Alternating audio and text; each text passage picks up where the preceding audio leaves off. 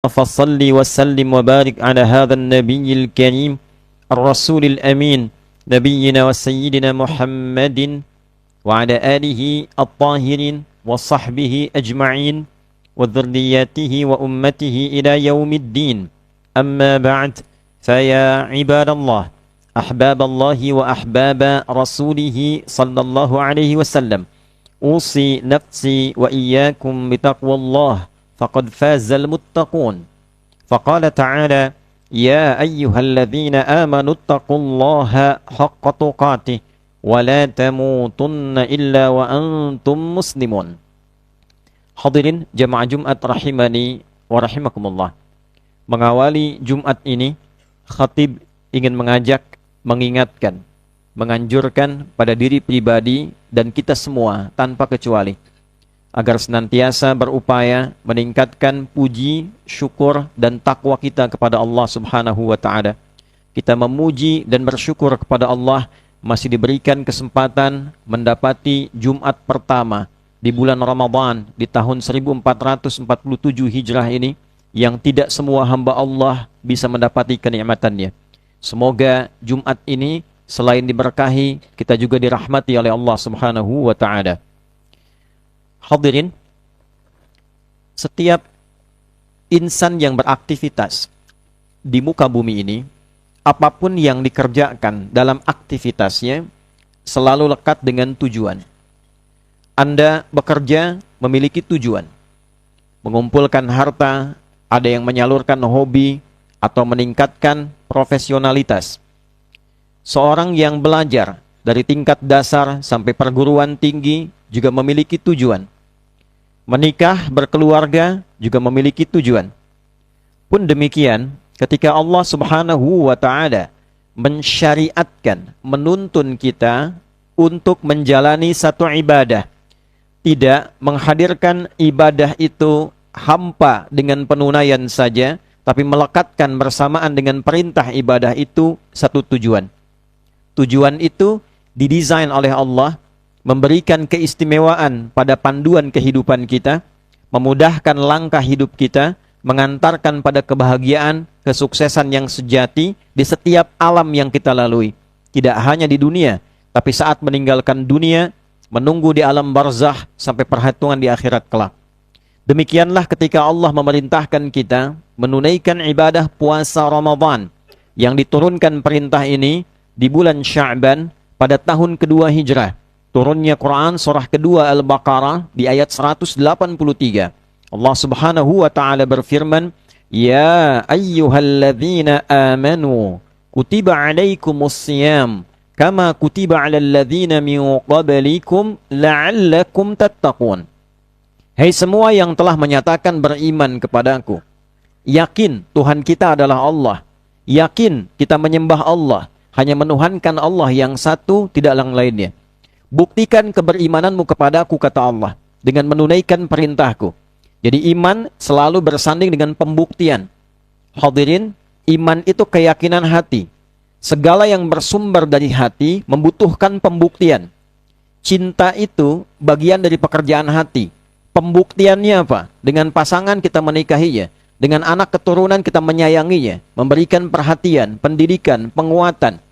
Iman itu adalah bagian dari amal hati tertinggi, keyakinan tanpa ragu sedikit pun.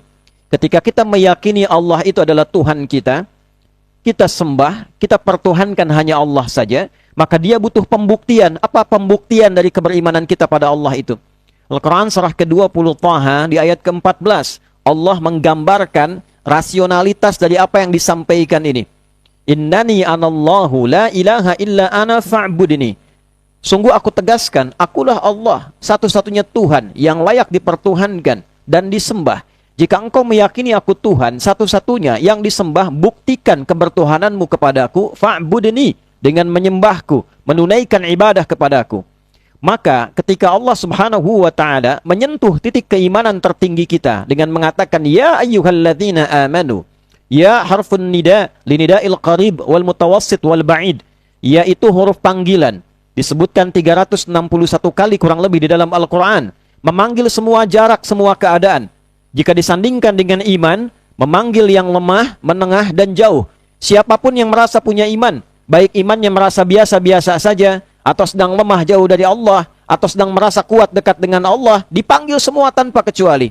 Ya ayyuhalladzina amanu, sepanjang engkau masih merasa punya iman, kutiba alaikumus siyam, buktikan keberimananmu kepadaku dengan menunaikan ibadah siyam di bulan Ramadan itu. Kama kutiba alal ladzina min qablikum, seperti halnya kewajiban puasa ini pun pernah disampaikan, diperintahkan pada generasi sebelum kita.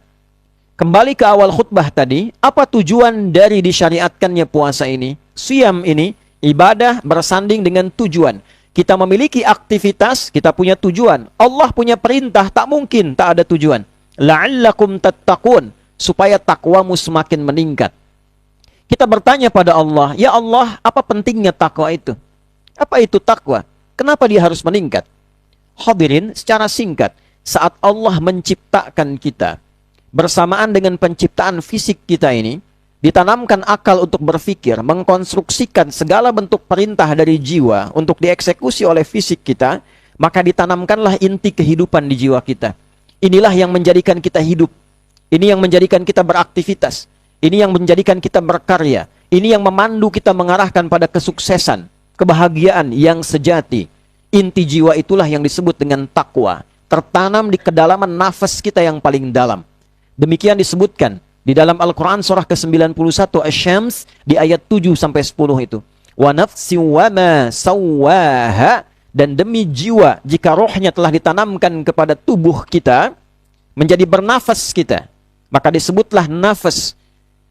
Fa'alhamaha fujuraha wa taqwaha. Di dalam inti jiwa itu ada dua yang pokok.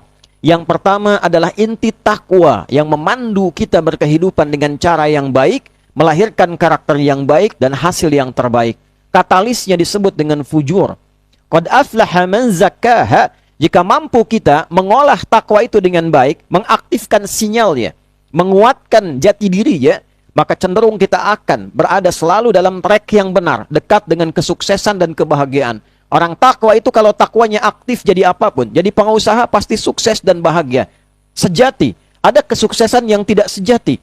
Sukses tapi tidak melahirkan kebahagiaan.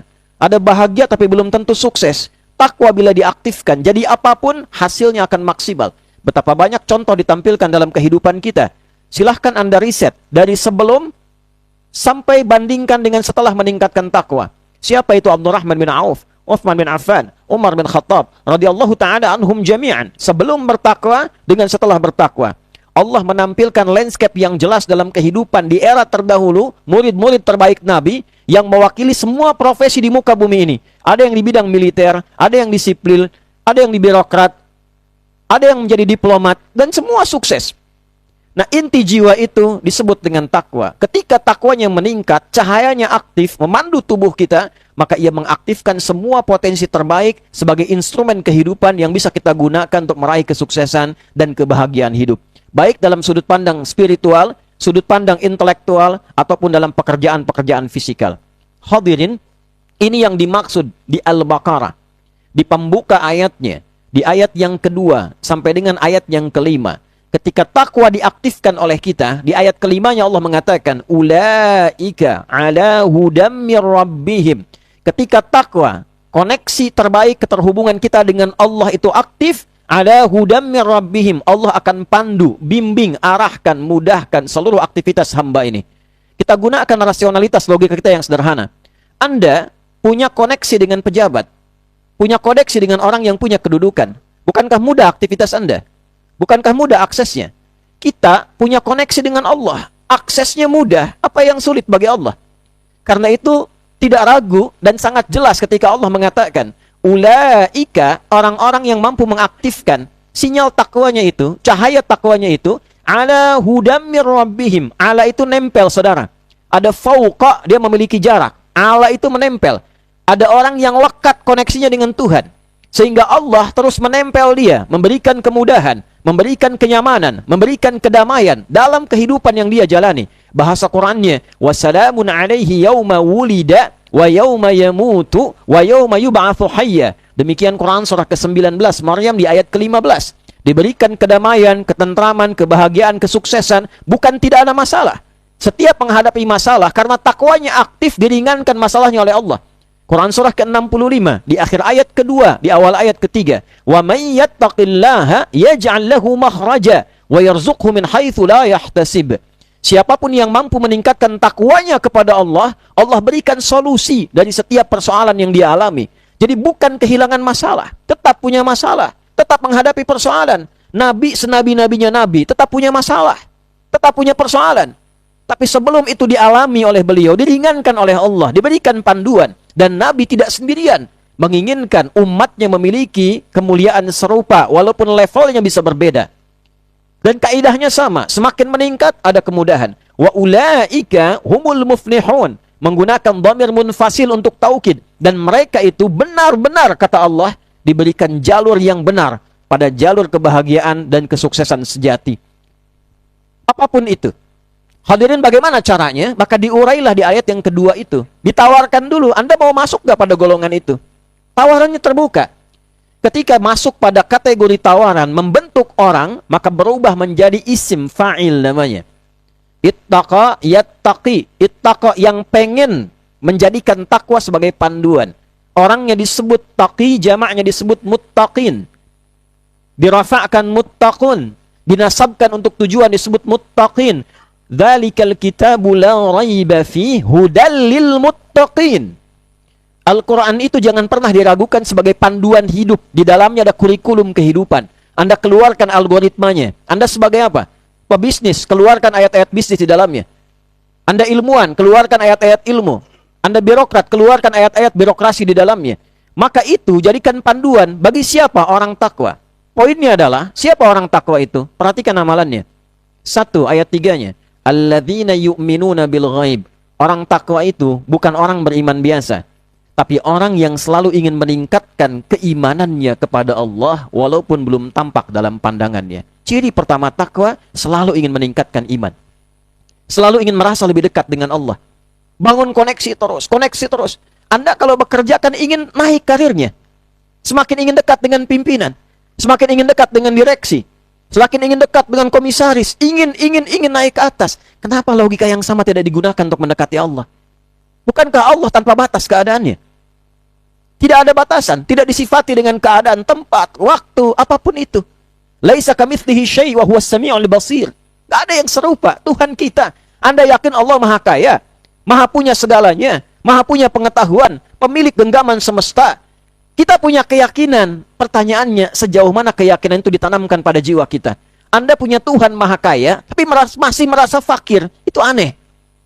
Anda punya Tuhan Maha Pemberi solusi, tapi masih merasa sulit, itu aneh. Barangkali yang kurang, koneksi kita yang kurang kuat dengan Allah. Tingkatkan lagi, walaupun belum kita lihat saat ini, tapi kita punya keyakinan, bangun keyakinan itu untuk terus menguat, terus menguat. Bagaimana caranya? Wa yuqimunas shalah. Kita tingkatkan salat. Oleh karena itu dalam tulisan Rasmul Utsmani tertulis alif lam shad lam waw fathah tegak tak marbutah, menunjukkan bukan 1, 2, 3 kali salat. Jangan cukupkan yang fardu saja, tambahkan sunnahnya. Ingin sukses, salat 5 waktu. Yang belum ingin sukses pun 5 waktu juga sepanjang beriman. Ingin pintar, kalau cuma 5 waktu, yang lain 5 waktu juga. Yang 5 itu fardu, memaksa kita untuk punya koneksi dengan Allah. Ingin lebih kuat koneksinya, tambah dengan sunnahnya. Keluarkan sunnah siang, keluarkan sunnah malam. Wa mimma razaqnahum yunfiqun. Berusaha dekati Allah dengan harta. Ada yang belum punya harta dengan ibadah fisik, sholat tanpa bayar. Ada Anda masuk ke Masjid Nurul Ikhlas dengan bayar? Tidak ada. Ada tambahan harta, mulai dekati Allah dengan harta. Allah nggak butuh harta kita. Allah hanya ingin melihat kesungguhan kita untuk mendekatinya. Yang punya Allah dititipkan pada kita. Allah nggak butuh ngasih kita untuk menguji kita. Am hasibtum an tadkhulul jannata walamma ya'lamillahu alladhina jahadu minkum wa ya'lamas sabirin.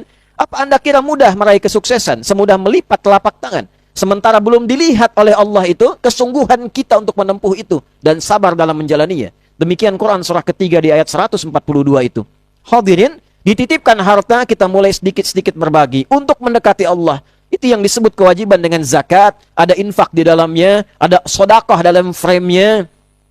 Demikian amalan yang lainnya. Walladzina yu'minuna bima unzila ilaik, ngaji Quran satu-satu supaya merasa punya Allah. Baca Quran supaya terkoneksi dengan Allah. Dapatkan sehari berapa ayat, sehari berapa halaman, sehari berapa juz, sampai nikmat ngaji Quran. Walladzina yu'minuna bima unzila ilaik. Belajar sejarah masa lalu. Belajar Nabi Adam itu siapa. Lihat dalam Quran. Bagaimana perjalanannya. Apa inspirasi hidupnya. Apa hikmah yang disampaikan pada kita. Terus pelajari sampai ke Nabi Isa alaihissalam. Sampai ke Nabi Muhammad alaihissalam. Keluarkan sebagai prototipe kehidupan yang jelas. Ujungnya apa? Wabil akhirati hum yuqinun. Kita yakin dengan akhirat. Mesti punya proyek akhirat. Anda kerja untuk meraih dunia. Kumpulkan uang sebanyak-banyaknya supaya rumahnya enak, luas, hidupnya megah, nyaman, kendaraan itu bisa banyak, ada pilihan. Salahkah itu? Tidak. Boleh-boleh saja. Tapi yang nggak boleh dilupakan, kita akan meninggalkan dunia ini. Pertanyaan yang sama disoal oleh Quran. Kalau kamu bekerja keras untuk dunia, saat kamu meninggalkan dunia, persiapan kamu sudah ada belum? Bekal kita sudah kita kumpulkan belum? Sedangkan kematian itu sifatnya pasti, saudara. Pasti. Kita yakini itu. Kita dengar beritanya, kita lihat kejadiannya, kita sholatkan orangnya, dan besok kita disolatkan di dalam keranda itu. Apa yang kita siapkan untuk kita bawa pulang? Dan indahnya Quran memberikan satu peta yang jelas dengan frame yang utuh. Wa minhum may yaqulu rabbana atina fid dunya hasanah wa fil akhirati hasanah wa qina adzabannar. Demikian Al-Baqarah ayat 201 itu. Allah nggak pisahkan, kita didorong. Jangan tanggung kalau Anda kerja sukses sesukses-suksesnya. Bekerja secara profesional, kerja yang loyal, dedikasi yang benar, nggak usah aneh-aneh. Panduannya sudah jelas, nggak usah menyimpang, jangan korupsi, jangan nyogok, jangan bertengkar, jangan berkelahi. Lakukan saja sesuai dengan tupoksinya, dengan cara yang benar, dan biarkan takdir mengantarkan kita pada rezeki yang terbaik. Tapi tunjukkan kesungguhan kita. Kesungguhan intelektual, kesungguhan fisikal, tidak malas dalam bekerja, kesungguhan spiritual, menyatu ketiganya, mudah Allah antarkan pada apa yang kita harapkan. Pun demikian, dengan cara yang sama, akhirat juga kita kejar. Kita tinggalkan dunia, kita pindah ke alam, bekalnya apa? Maka konsepnya jelas.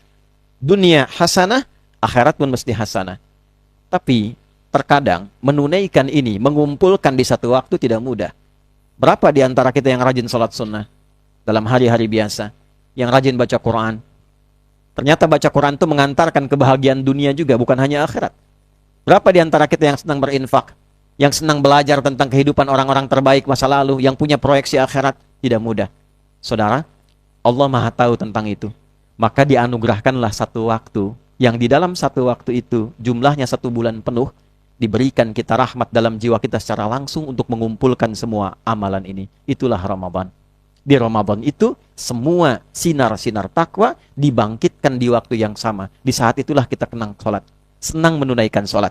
Jangankan isya yang fardu, taraweh pun yang sunnah Anda kejar. Dulu ada orang minta depan mata belum tentu diberi. Ramadan dicari-cari di mana yatimnya, di mana du'afanya.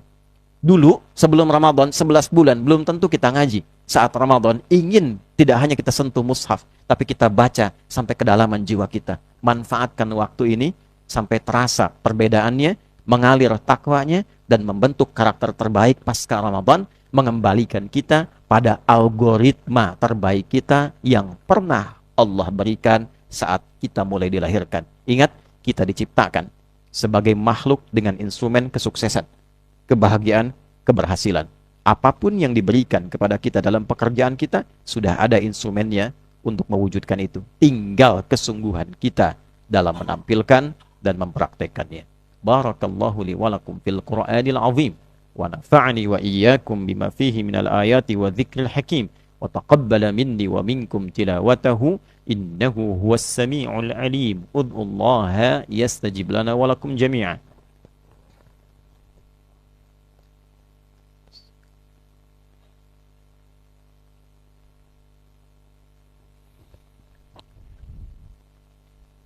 Alhamdulillah wassalatu wassalamu ala rasulillah fanashhadu an la ilaha illallah wahdah la syarika lah wa nashhadu anna muhammadan abduhu wa rasuluhu alladhi la nabiyya ba'dah. Allahumma fassalli wa sallim wa barik ala hadha an-nabiyyil karim ar-rasulil amin nabiyyina wa sayyidina Muhammadin wa ala alihi wa sahbihi ajma'in. Faya ibadallah أوصي نفسي وإياكم بتقوى الله فقد فاز المتقون فلا تموتن إلا وأنتم مسلمون فقال تعالى يا أيها الذين آمنوا اتقوا الله حق تقاته ولا تموتن إلا وأنتم مسلمون عباد الله قال تعالى إن الله وملائكته يصلون على النبي يا أيها الذين آمنوا صلوا عليه وسلموا تسليما اللهم صل وسلم وبارك على هذا النبي الكريم الرسول الأمين نبينا وسيدنا محمد وعلى آله وصحبه أجمعين اللهم نحمدك حمدا شاكرين حمدا ناعمين حمدا يوافي نعمه ويكافئ مزيده يا ربنا لك الحمد ولك الشكر كما ينبغي لجلال وجهك الكريم ولعظيم سلطانك اللهم صل وسلم وبارك على حبيبك الكريم رسولك المصطفى الأمين نبينا وسيدنا محمد وعلى آله وصحبه أجمعين اللهم اغفر للمسلمين والمسلمات والمؤمنين والمؤمنات الأحياء منا والأموات إنك سميع قريب مجيب الدعوات ويا قاضي الحاجات اللهم تقبل منا صلواتنا وقيامنا وركوعنا وسجودنا وتخشعنا وتعبدنا وصيامنا وتمم تقصيرنا يا الله يا أرحم الراحمين. Ya Allah, pada hari kedua di bulan Ramadan di Jumat ini kami bermohon kepadamu ya Arhamar Rahimin agar Engkau berkenan mengampuni dosa-dosa kami ya Allah. Baik kami yang masih hidup atau yang telah wafat meninggalkan kami ya Arhamar Rahimin. Dari kalangan orang beriman, laki-laki perempuan, orang Islam laki-laki perempuan. Ya Allah, mohon terima puasa kami, salat kami, rukuk kami, sujud kami, dan mohon sempurnakan segala kekurangan kami dalam menunaikan ibadah Ramadan sampai hari ini ya Arhamar Rahimin. La tada'lana fi maqamina hadza dzamban illa ghafartah. Jika ada pendosa di hari ini mohon ampuni dosa-dosanya ya Allah. Wala hamman illa farajtah. Jika ada hatinya yang sedang gelisah mohon tenangkan jiwanya ya Allah. Wala dainan illa qadaitah. Jika ada yang terlilit oleh utang piutang limpahkan rezeki kepadanya.